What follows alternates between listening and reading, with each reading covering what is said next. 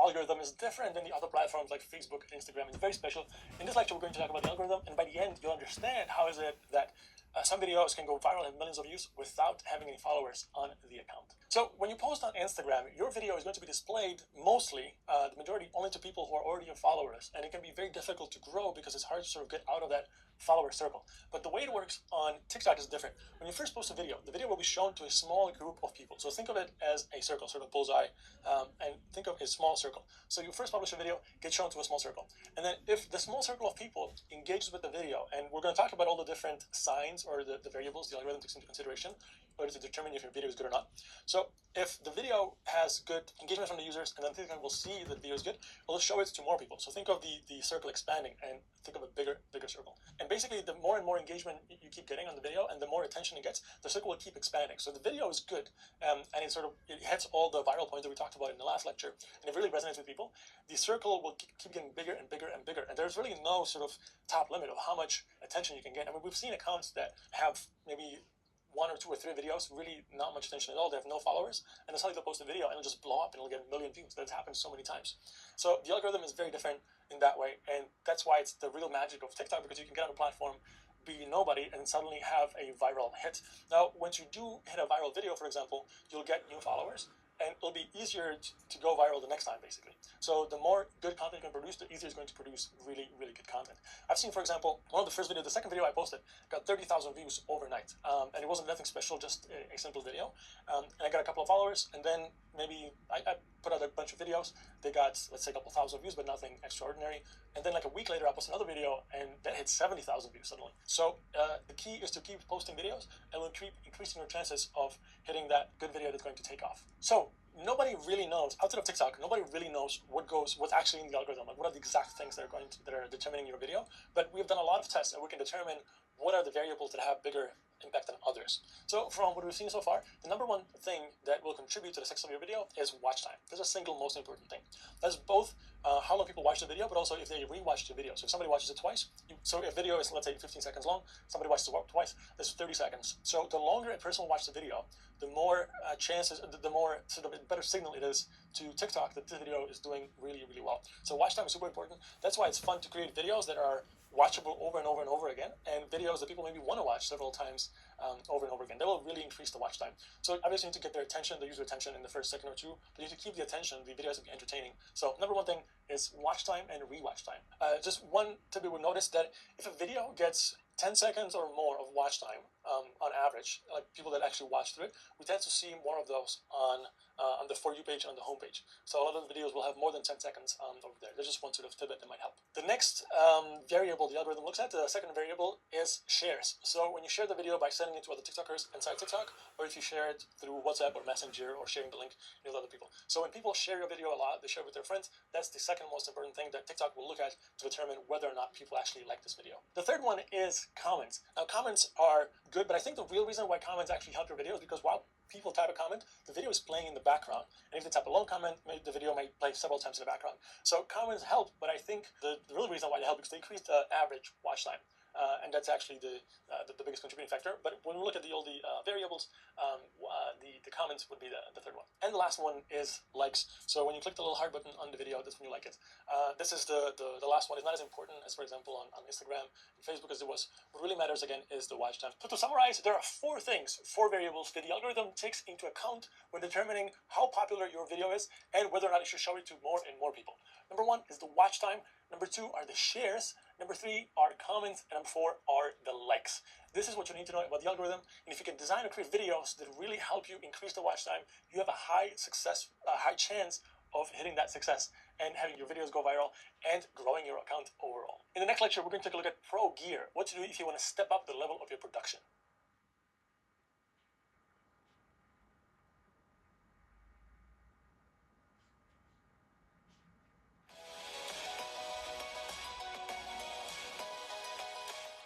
Hey everybody, this video we're going to answer the question of comments, likes, and shares. Do we care? This is a question we get a lot from students is, how much should I care about these signals of engagement, right? Someone can like it, someone can comment on the post, and someone can share it. And if these are important, then should I focus a lot of my content on soliciting these? You might notice this a lot in TikTok. A lot of people say, they'll ask a rhetorical question, and they say, if you answered yes, comment below, or if you want to see the answer to this, hit the, the like button, whatever. So I thought it'd be worthwhile to talk about these 3 engagement factors and how best to think about them. Now, the first thing I would say is that these 3 engagement factors, they are important, but the most important thing is your minutes watched. Okay, so your minutes watched is like the tier 1 metric. That's the number 1 thing we care about. The rest of it are secondary signals that are good, but it's not something, you don't want to put the cart in front of the horse, in the sense of you shouldn't focus on getting comments if it's going to make people watch less. Now, if I were to compare this, for instance, to YouTube, right? Algorithmically, YouTube is very similar. YouTube's number 1 thing is watch time, but they also care how many people click the thumbs up button on the page, and how many people comment. But they use those as secondary signals. And what they use those as is essentially discovery signals. So if you post something and their algorithm, the very beginning especially, if you don't have a lot of average watch time or total watch time, then it'll look at these other signals, like your likes and your comments and your shares. And if those are abnormally high, okay, well, it's going to use it as a signal. We need to distribute this more. So in that sense, your watch time is the thing you care about the most, but you shouldn't neglect these other 3. And the last thing I think I'll say is that you generally think of these as a hierarchy, right? Number 1, watch time. That's the number 1 thing we care about. Then of those 3 engagement signals, some are better than others. A share is better than a comment, and a comment is better than a like, right? So I couldn't tell you if a comment is worth 3 likes or 2 likes, but we just do know comments are better than likes, and since likes are the easiest thing to do, and shares are better than comments. So if you're trying to plan out your content, you're trying to think about this stuff, well, then shares are kind of the best thing you can do if you're trying to solicit some action from them, followed by comments, followed by likes. Yeah, and from my personal experience, I've seen that, for example, I'll have videos that have a ton of likes, but very little views, and they never really take off. Or videos that have a lot of comments, but again, not many views and don't take off. And then I have videos that don't have many comments or likes, but they just blow up and they go like crazy. And then once they hit a certain size, they'll get more likes and comments by default, but it's not, the ratio is much smaller than some of the other videos. So we do know that having a ton of comments and likes and shares doesn't directly impact on how popular the video is going to be. And one thing to add about comments specifically is I do think that comments help because they also increase the watch time by default. As you're commenting, the video is playing in the background, and it takes you a couple seconds to write the comment. It takes a while, and this watch time is being counted as a total watch time. So I think that actually having comments in there helps in that way. And I've created videos where I would ask people to comment, like I did a video like, tell me what country you're from, or give me your opinion, or vote on this, ABC, blah, blah. And the people comment, and it does help a little bit with the engagement, but it definitely is not a replacement for having a great video that just takes off and go viral. And I definitely think soliciting comments is, if you do it the right way, like what Darius does, where he asks a question to his audience, that's pretty effective, not just because it'll increase some of the social signals for that post, but for instance, if someone comments on your post, like you ask a question, right? Like, I don't remember what your questions were before, like, can you guess where I'm from? Someone's following that, they feel the need to comment on that, and especially if you respond to them, the odds of them engaging the next time they see your post probably goes up like 5-10x. So right there, if you do actually build in some commentary, some back and forth with your audience, especially soliciting comments, you can kind of snowball that going forward. Because eventually you'll get that like 100 people that comment or like everything you make, and that can be pretty crucial sometimes.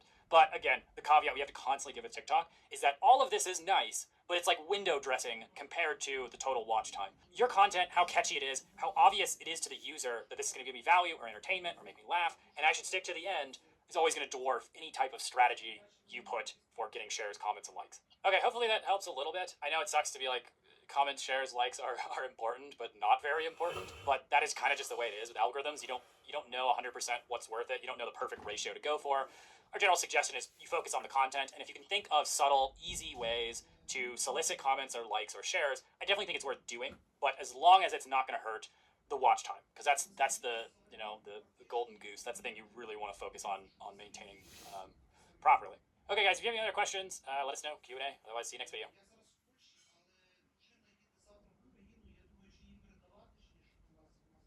If you're producing a lot of videos and they're just not taking out, they're not getting a lot of attention, one of the reasons might be because you either don't have very good lighting or the audio quality is not very good. In this lecture, we're going to take a look at what to do if you want to improve your equipment and your production quality. So we're going to look at pro equipment. By the end of the lecture, you know what are the most important elements that are required, and if you want to invest a little bit of money, what you can do to improve your quality of TikToks by a lot. If you want to improve the quality of your TikToks, there are 4 main things that you could consider. Number 1, the camera, the lighting, the stabilization of the camera, and microphone or audio. We're not going to cover the camera because that's pretty simple. If you want to improve the quality of the video, you can just get a better phone. That's pretty simple, but it's also a very, very, very expensive. expensive option.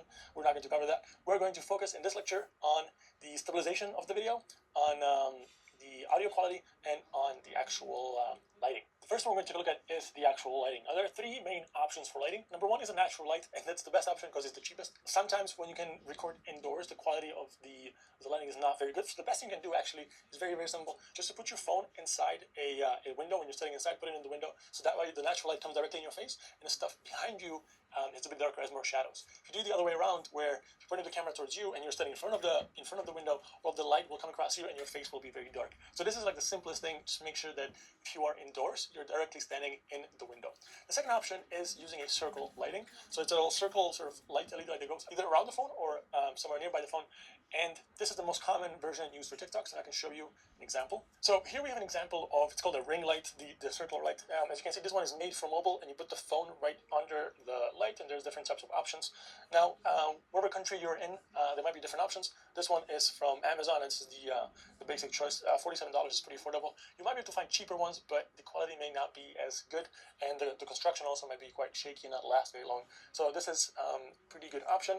Most of the TikTokers that are taking it sort of more seriously, or the people that produce a lot of videos indoors, actually use this option. You can notice a lot of the times when you can see sometimes people have a little circle of light in their eye, the reflection of the light. You can see it actually in some of the videos. You can spot if somebody is using a ring light. But some of it's not definitely necessary. Some of the biggest creators just use a natural light and just put their phone in the window and they use a natural light. It's just as good. But if you don't have that option, ring light is a pretty good second option. The third option for lighting is a more of a professional studio setup light, kind of like what I have over here. I have two big lights pointing at my face, and we're lighting up the entire studio that way. Now, this really is an overkill for TikTok. It is absolutely not essential, but I wanted to show you anyways in case you wanted to go all in. So, for example, over here we have a studio light setup. It's super affordable. It's only $80, and you get actually pretty good lighting setup. Now, again, this is like heading into professional territory, and it's much more complicated to use double lighting because there's shadows behind you, and you have to position the lighting in the right way. So definitely not necessary for TikTok. The best option you could do is get the ring light if you don't have access to really good natural light. The second point we're going to talk about is tripods and stabilization of your camera.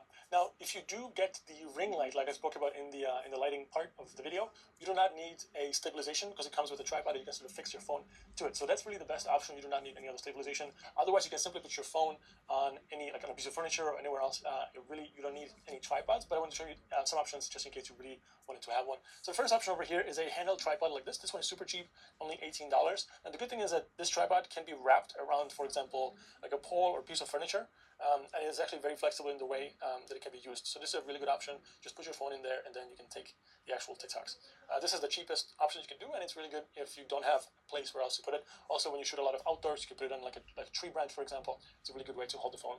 The next option over here we have is a bit more professional, bigger tripod. This one is $27 over here on Amazon. This one you can extend the legs, so it's actually quite long, and you can put it on the floor, and it'll be actually quite high, so you can shoot videos that are more sort of at the eye level. Make sure you get the right length for whatever it is that you need, but this is another option. And the third one is the very fancy option. This one is for TikToks if you're moving around. It's $90 for gimbal stabilizer. You put in the phone in the actual stabilizer, and as you move your hand around, it will keep the phone very, very steady.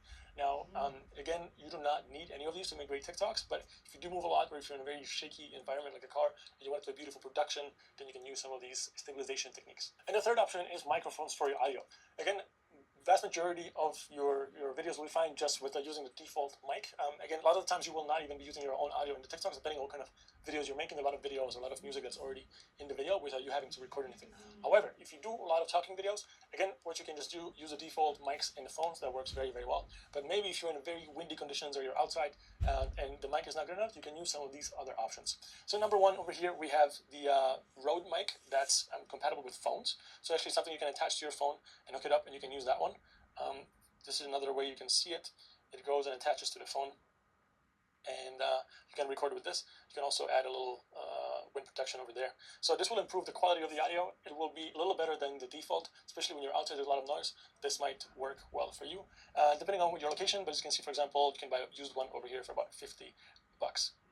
The next option is what we call a lav mic. So this will attach to your shirt. One thing to know that it will be visible, so people will see that you're using a mic. Again, this is more professional setup. Depending on the brand and what kind of mic you're going to get, will set you back around $100, for example, for a mic like this.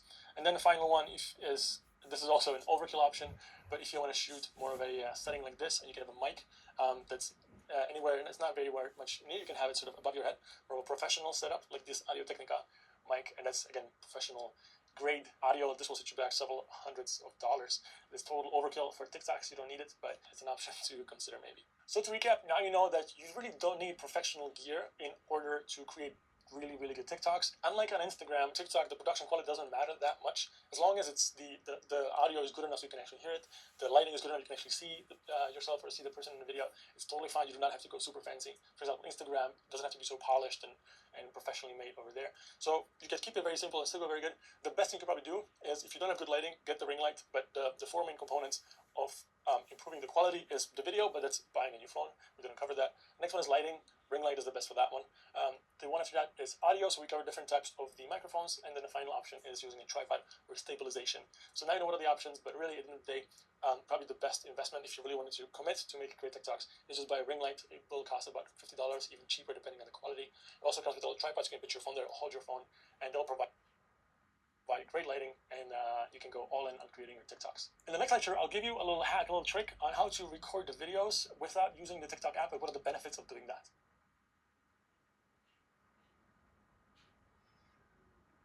Most of the people that I know that create a lot of TikTok videos, they'll actually use the TikTok app to record the videos directly. They record off of the app, and then they can edit the videos inside. In this lecture, we're going to discuss what are the benefits of doing that and why maybe it's something you should consider. And by the end, you'll know whether it's a good option for you. If you record a video inside of the TikTok app, first of all, there's limited functionality in terms of the editing. So there's not that much you can do in terms of the editing.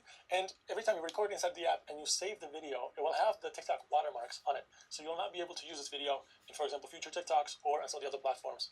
And the editing is very limited. So what I do myself, and also I know a lot of creators that actually like to record using either the default app on your phone app for the actual recording the videos, because then you can save it and you can use it several times. In the next lecture, we'll talk about why you might want to re-edit your videos in the future. But I prefer to use just my default app for recording, the camera app, and then I use a video editing app called Slice. And I'll walk you through why I use that one and what kind of functionality it gives me. I personally like to use an app called Splice. There's plenty of apps in the App Store and the Play Store for video editing. If you have one, that's great, but I can show you another option and why I like to use Splice for video editing. So I'll record a video on my default camera app, and then I have the video. I'm going to go ahead and create a new project, and I'll just import a video, for example, this one. And I do have the Pro option. So that one is a paid subscription to the app, but there's also some free features that you can use. Now, this Pro option gives me really cool transitions between edits. So that's why the main reason why I'm using the editing app. I think it's just a lot of fun. Again, you can use this one. You don't have to use an editing app like this one, especially not a paid one, but I'll just show you what is possible. So not only you can add all kinds of effects, and you can add voice and text inside of the app, but that's not what I use it for. The main reason is because it allows me to add really cool transitions. So as you can see, this video that I have here imported has the TikTok watermark. So this video is directly exported from TikTok. And that's the reason why we normally don't record to the TikTok app. But I do have the original version of the video as well somewhere, but just for the purpose of this video, I'll show you over here. So let's say with this clip, and I wanted to do a transition here. When I point the camera away from my face over here, I wouldn't just split it and maybe do a cool transition there. I use a lot of these when I do sort of explainer videos or value videos, where I might do sort of, marketing tip on like, here are the top 3 tips to grow your TikTok account. And after I say that, I would like to have a transition in the video. Now, the main reason to have transitions in a video and have it more dynamic is because it catches people's attention. And if you can grab them at the beginning and have something interesting there, it's more dynamic, and it keeps the viewer there for longer. So that's one of the main reasons why I do it. But I'm going to go ahead and click on the video, and then I get another menu option on the bottom. Again, there's a lot of stuff you can do here with the video. For example, I would be able to crop the video if I did not want to have the TikTok watermarks in there. So I could go more detailed, and then the watermarks wouldn't be there. So that's one thing I can do, and we can, for example, we can keep that one. But the main reason, like I said, is wanted to split it. So I'm going to keep it over here with the split. I'll hit the split button, and it's going to split the video into 2 parts. As you can see now, the clip is split. Here, I'm going to click on the transition that we have created. This video is from, I ran a marathon in Greenland. It's something I posted because I thought it was cool. So here, I'm clicked on the transition on the bottom. You can see I have all these different types of transitions. And I'm going to click on one of them, for example, the whip top right. It's going to play it for me and see the transition, how it showed the video. You could also do whip to a different side, maybe up and down whip, or maybe there might be a blur in option, or blur in and out, for example, blur spin, circle out. So all kinds of interesting transitions. I like to use these, for example, crossfade is another good one, or color fade. So I like to use this transition if I want to spice up the video, if I'm, for example, talking about, if I'm providing some value and showing users, and I have like an explainer video, I like to sort of do a transition between each of the explanations, even during a 20, 30-second video. I have a lot of transitions, make it more dynamic, and people are more likely to actually stick to it. To recap, now you know that if you record directly into the app, whenever you export it from the app, it has the TikTok watermarks, and it's not very easy to remove it. You have to crop the video. So one thing that you can do is record off TikTok and then import it into the TikTok app every time you want to use that video. In the next lecture, we're going to look at what to do when you post a video and it flops, if it doesn't really take off.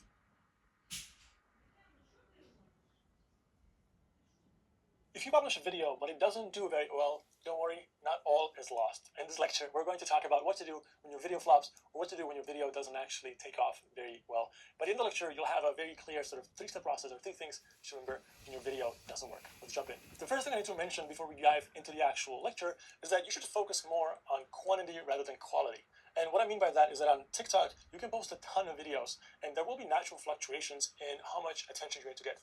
Not every video is going to sort of skyrocket. And if you have a viral hit with a video that has 5 million views, the next one could have 10, or get really, really sort of no attention at all. That's totally okay, and that's normal. When one video flops, you shouldn't cry about it and stop being active on TikTok, just to know that you should focus more on producing more content. So my sort of general concept is, when a video doesn't work, I don't spend too much time worrying about it. I just keep posting videos, because then I only look at the winners and learn from them rather than the ones that are not going to work. That being said, I do have 3 things that you should consider when your video flops. Number 1, don't delete the video.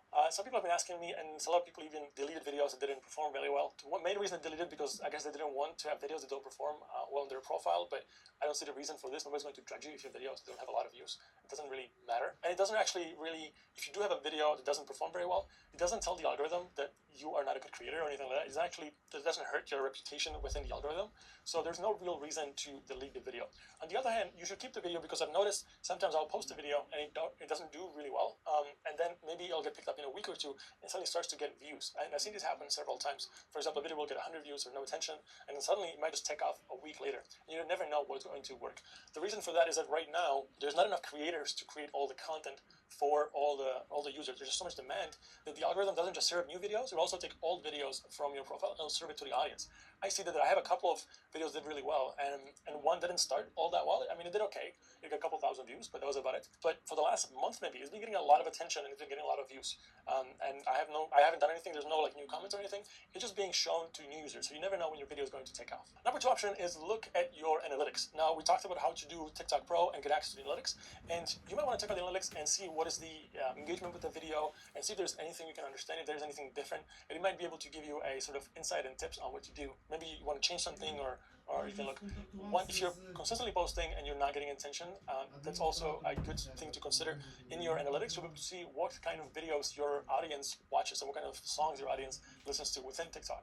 So we'll look at those as sort of inspiration. But check out your analytics and see if you see any nuances or anything new, anything different in that video that doesn't work, and see if you can learn from it and then improve next time. And then the final and third thing is to re-edit the video and publish again. Now, sometimes I've even seen that you can publish a video, doesn't do well, and then people will publish the same exact video a month later and it will do better. So the algorithm is quite unpredictable, and also there's sort of a bit of a seasonality to it. Like sometimes you'll just get more attention on your account than other times, and it doesn't really have to do anything with what you're doing. It just sort of, sometimes you'll just get more engagement and more attention. So we don't really understand how it all works within the algorithm, because it's sort of a black box for us users. But yeah, so you shouldn't worry about that. You can just sort of republish the video, or even better, you can re-edit it. So that's one of the reasons why we talked about in the previous lecture, why you should save videos into and record it with your camera and save it into your gallery, into your photos, because then you can re-edit the video in a different way. So I also showed you the app that I use, Splice.